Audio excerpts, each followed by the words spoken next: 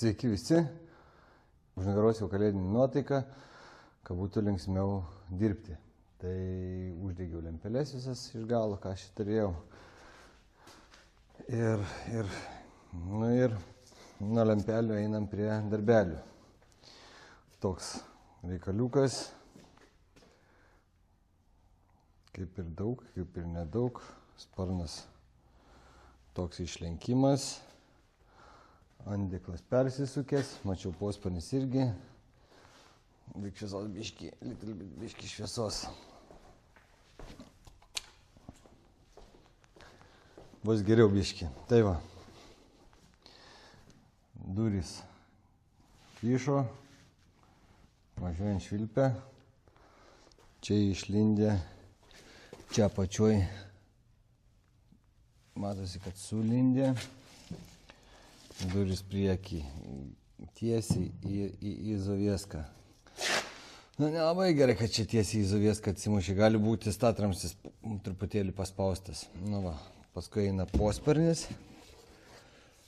Susigarankšliavęs normaliai. Kai šardysiu, bus truputį baisiau viskas. Sparniukas. Dvi detalės realiai. O darbų tai bus normaliai. Kas toliau? Toliau dar turiu apsipirkęs aš iš karto jau. Turiu 2 vyriukus. Viršutinis, apatinis. Dar nežinau, ar tokį nežiūrėjau. Čia paskui turiu pasidėjęs sparniukas. Sparniukas, durelis. Durelis į spalvą. Jau man gerai. Nereikės iš vidaus dažyti, nes viduje ten spynos, gumos. Viskas klijuojasi, paskui arba spynų varžtus su kienojų dažų dažai pasivelia. Vienu žodžiu, geriau nelysti, palikti originaliai. Iš lauko jos, paskui parodysiu, turi porą pažeidimų. Man kantų matosi iš karto. Toks, bam, priekida ten yra kažkas, čia įkirsta. O čia va, yra kažkur tai įkastas, va, matosi, kandimas toks. Ir vienu žodžiu žmogus sako, man ne, tokie negali būti pažeidimai. Aš sakau, gerai, ir neturi būti tokie pažeidimai. Tai durys dažau, sparną dažau ir galbūt net eisim su perichodu ant sparno, nes čia yra spalva, vėl problemos. Nežinau, tokia visko čia jo yra, kai pasižiūrėsi, žėrutis, blizgutis, grūdas, ir čia ir violetinis spalvas matosi, ir pilkas, ir žalsvas. Ir taip, kai žiūri, atrodo jau momentais, kad lempa užeina ir nebesiskiria, atrodo, kad momentai skiriasi. Tai nasimato toks darbelis. Galim pasižiūrėti, kaip susiliejo lakas. Galinis sparnas, gamykla, galinis duris redas. Prašau. Toks į veidrodėlį metą, ne, biški, bet kerza yra. Nepasakysi, kad be kerzos. Tai prasme, atrodo, kad telefonas vietoj stovi. Arba čia iš viršaus pasižiūrėkim. Palei lempą kaip gaudo. Palei lempą važiuoja. Ką aš jau pamačiau. Gražu šiaip. Bet čia nėra gamykla, čia supraskit irgi tas yra ir kasekėlių, ir dulkelių įkrenta, ir akučių yra. Jūs nebūkite išprotėję, kad jau čia tipo atvažiuoja ir tipo davai vos ne gamyklos lygio. Nori gamyklos lygio, prašau, Audi, Volkswagenai, ten tie visi centrai, su jais tada ir dėrybos gali būti. Kas ten, gali klausinėti, kai ten už detalę bus normali kaina. O ne čia, kad tipo, ale, čia brangiau moku, tai čia tipo turi būti gamykla. Nebus gamykla, vis tiek aš esu, ne robotas. Taip kad, pagaliau įveikiau Suzuki. Šiaip labai nebuvo sudėtingas reikalas, sudėtingiausia buvo ir pastatyti tas duris. Beveik 2 dienas prasiknisau, kol aš jas pastačiau, tarpus pasigaudžiau. Dabar atrodo vaizdelis taip. Dėjau perėjimą ant durykių, tokį debesį, pūpt, užmečiau ir užlakavau duris iki galo. Nu, tai dabar atrodo su galiniu sparnu biški, bet čia tik atrodo. Nežinau kodėl, ar čia nuo lako, nuo ko, bet... Ir tarpeliai, ir nuo pačių viršaus buvom, durys vienam lygiai, kantai vienam lygiai, tarpelis čiotkiai, apačia čiotkiai, nežinau, priekis sparnas su durim. Irgi kažkaip neblogai, spalva, prašau, kapuotas sparnas, stoikė. Klausimų nėra. Ir tokia sunki spalva ir viskas puikiausiai, va, kapuotas sparnas, viskas puikiausiai tinka. Bamperis biški meta, bamperis ir gamykliškai meta, aš sakyčiau, čia jau maža bėda, va, apeisiu aplinkui, prašau. Čia yra neremontuota ir nedažyta, skirtumas. Man ten jau toj pusėje neturėtų būti pretenzijų, arba čia va, sparnas su kapuotu. Atrodo, kampas lūžta ir atrodo, kad spalva tamsesnė. Bet šiaip, kaip kas liečia, kad griežtą dažymą, čia yra labai nuostabiai su tokia spalva. Pavargau aš su to sparnu priekiniu, kinetiškas vis tiek yra kinetiškas. Aš jį dedu, spaudžiu, kilnoju ir aukštyn ir žemyn. Čia, aišku, čia viskas koreguojama, viskas kaip pristojasi, bet čia va, niekaip jis man neprisispaudžia. Čia irgi nenusėda žemyn. Jau čia ir pazulinimas atsirado, papačia, nes kitoj pusėje jis stovi visai kitaip, jis kaip dailiai. Kaip dailiai, vos nelenda po stoikėle. O ten nelabai man taip viskas. Jisai koksai čia. Kokia palangė. Šiaip turėtų iki to kantelio, man atrodo, jisai lysti. O pasirodo, jeigu pasižiūrėti, čia storis, čia tos kromkės koks aukštis.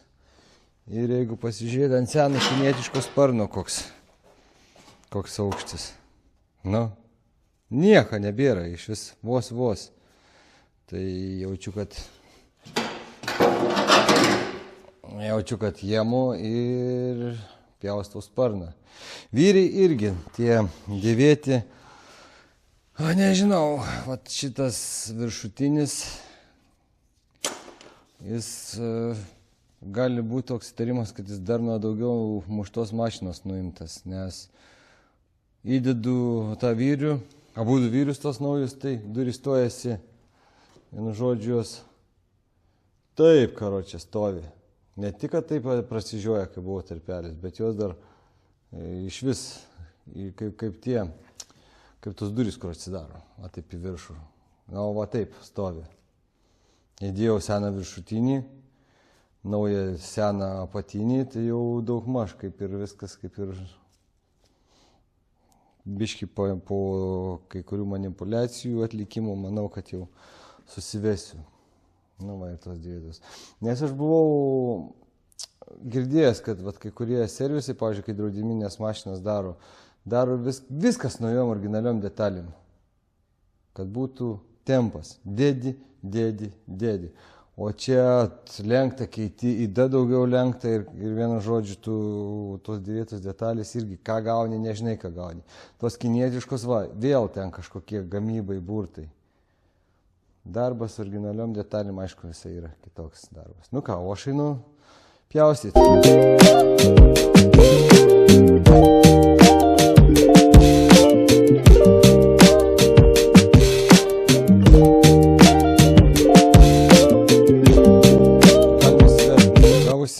Gavosi vis tiek, aišku, ne taip, kaip norėjau, bet jau arti į tą pusę. Kur čia tos blėkos, manau?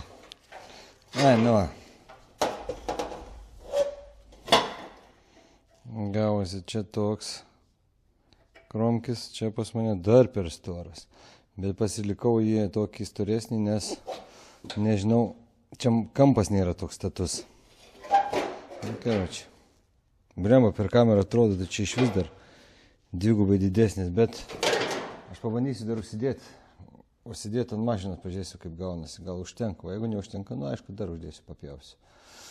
Einu, bandau matuoti.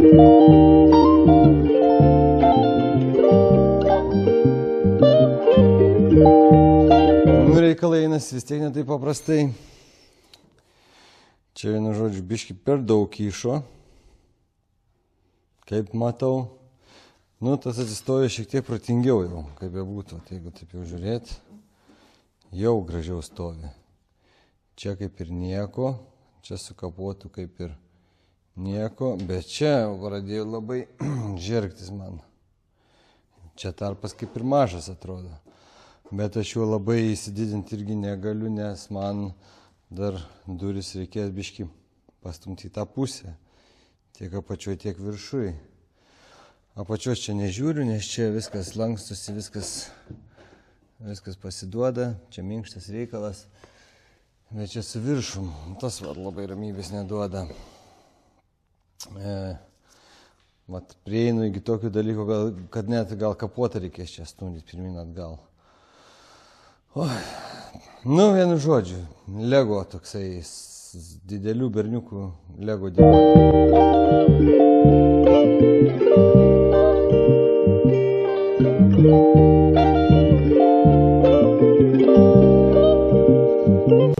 Duris pakabinau, šiaip ten taip, dabar reikia vyrių nusidažyti. Taip, apdirbau vyriuką, aš jau jo nebenoriu nuiminėti, nes tas duris grubiai pilna gerą dieną, aš čia pirmin, aukštyn, atgal, žemyn, visur stumdžiau, nu, blemba tie kinietiški, korėjietiški ir japoniški automobiliai, aš nežinau. Taip Sovietskas, taip, ir ant durų reguliuojasi, ir ant stojkės reguliuojasi, ir ką veikti tikrai.